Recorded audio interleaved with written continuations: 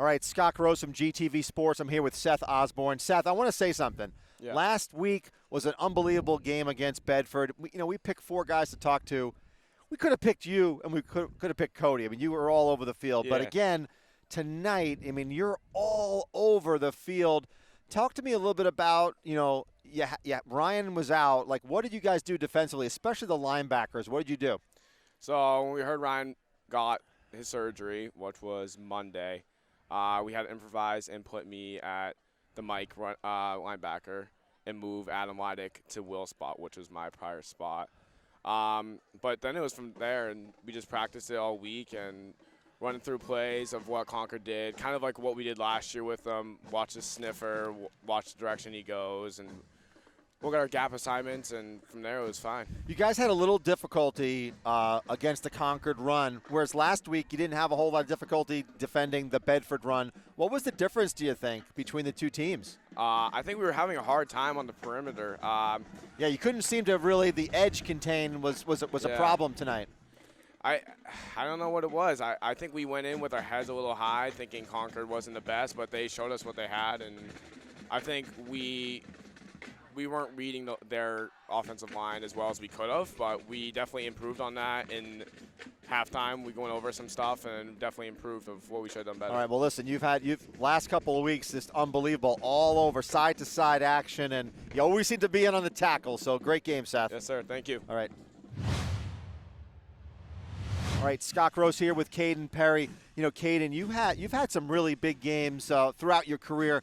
But on this one, you went to the house and talk to me about that one play where you seemed to get around the edge and you went all the way. I guess all season I've kind of been quiet on the jet sweeps, so it finally felt good to finally hit the hole. Perfect perimeter blocking by, I think it was Will Sasso on the edge. You're giving Will Sasso credit? Yeah, that was a pretty good block. It was a pretty good block. Set up a perfect hole. I just hit it and I saw the field. I saw green and I just hustled. Yeah, I tell you, when you think about Goffstown's offense tonight, it was like, 3 really big plays, boom. On the defensive side of the ball, you were in on a lot of tackles as well, but the team had a little challenge against Concord in that first half. Talk to me about that struggle.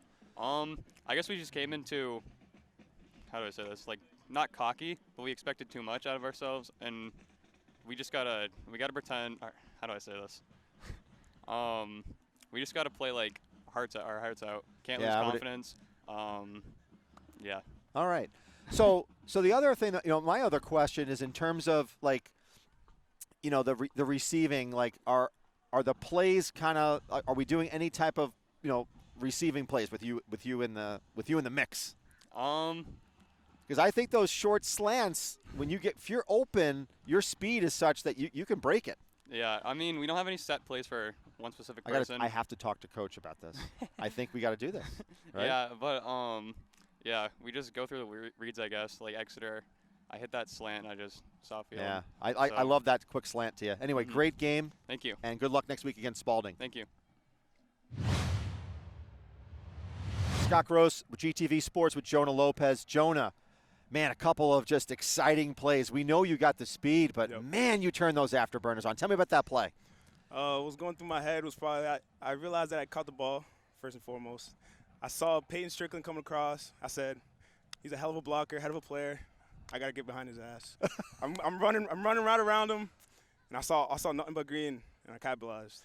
Tonight was just an extension of a great game. I mean, we were talking, Joe Strickland and I, last week. You had unbelievable grabs, just great hands. So what do you do to, work on that? You just catching balls all day long, or?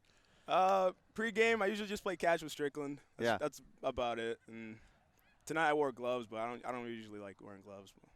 So I want to talk a little bit about the team's mindset. I talked to the other players about it. Seemed like you guys were a little bit flat on that in that first half. Mm-hmm. You think it was just the anxiousness or whatever? You had a great game against Bedford. Maybe that was a little bit of a letdown, you think? Or I think personally we came a bit into this game a bit hot-headed. Yeah. We had beaten our rivals. It's a good game, but we came into this game a bit I don't know how to say it. Just hot-headed. Yeah, so next week is Spalding, right? And you probably got to think the same thing. You can't take that team for granted, right? Yeah, so listen, good luck. You've had a great 2 games. Keep it going, man. Yes, sir. You got a good handshake, yes, man. Sir. All right. Scott Gross with GTV Sports. I'm here with Payton Strickland. Payton, another really good night for Goffstown. You won, and I think we talked pregame at Goffstown High School about, hey, this could be like a trap game, and you were a little bit worried about that yourself, and it kind of was coming true in that first half where Concord was up by 3 points. What did Coach talk about at halftime? I mean, it wasn't so much Coach. I mean, they obviously came in there. They tried to get us hype up a little bit. But, it was really between the players. It was like, I mean, I'm not trying to be disrespectful to Concord, but, I mean, we shouldn't have been losing to them at halftime. And so we just kind of realized that, and we're like, hey, like to each other, it's like, hey, we got to step up our game. We got to change these things. We got to look out for this. Do what we can to stop them from scoring, keep us to keep scoring. Oh, God. Yeah, so going back, I think it was like the first quarter where you scored. It was kind of like a sweep-type play. Did you think you were going to make it to the end zone? Because there was a second there we thought you were going to get caught, and then all of a sudden around the 20-yard line, you put like the afterburners on. Yeah, that was a tiring one. I was pretty gassed after that. Well, we think you ran over 110 yards, both north, south, east, west. Yeah, it was pretty amazing. I mean, at first it was a little questionable because they had that guy kind of rush the edge, but I managed to get by him, put my arm out and keep him from tackling me. Then we had some great blocking on the edge that I was able to hop through a little hole, and from there it was kind of just a foot race. Now, defensively, you were in on a ton of tackles, more so than I think in a lot of other games. Why was that the case, do you think? Just try, especially after the second half, just playing a little more aggressive on the defensive side. I'll be honest, our whole defensive game today was not super great. But that's as a team. That's not on anybody specifically. So, just kind of stepping up when I need to, make plays when I can. But, yeah. All right. Listen, great game. Good luck next week against Spalding. Appreciate it.